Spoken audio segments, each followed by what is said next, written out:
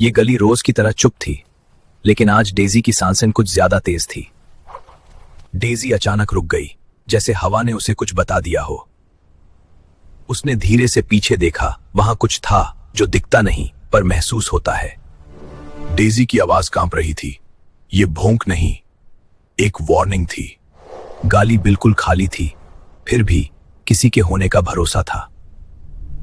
कुछ लम्हे ऐसे होते हैं जहां भागना भी गलत होता है। डेजी ने आंखों से देखा और हमने सिर्फ अंधेरा। कल पता चलेगा डेजी क्या देख रही थी। रात बिल्कुल शांत थी, लेकिन डेजी को महसूस हुआ कुछ ठीक नहीं है। ये कोई आवाज नहीं थी, ये कोई परछाई भी नहीं थी, ये सिर्फ एक एहसास था, जैसे कोई उसे चुपचाप देख रहा हो। क्योंकि जो उसके पीछे खड़ी थी वो इंसान नहीं थी, वो थी एक आत्मा। और ये तो सिर्फ अभी शुरुआत।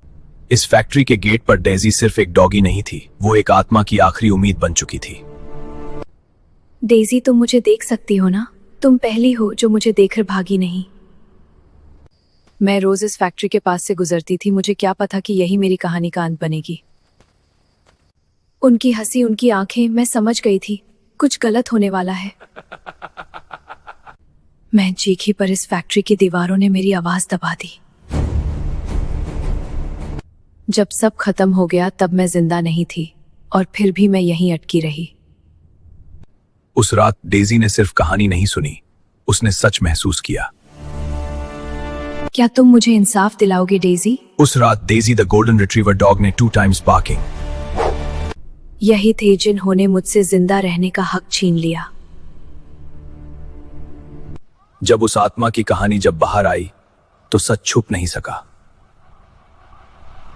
आखिर किसी ने मेरी बात सुन ली। आखिर में सबको जेल करवा दी डेजी ने। मेरा बोझ अब हल्का हो रहा है डेजी। ये तुम्हारे लिए मेरी तरफ से। तुम हमेशा सच के साथ रहना। अब मैं जा रही हूं। डेजी अकेले थी, पर उसने जो किया वो कोई इंसान भी नहीं कर पाता।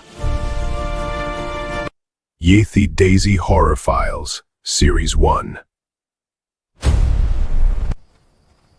पर डेजी की कहानी अभी खत्म नहीं हुई।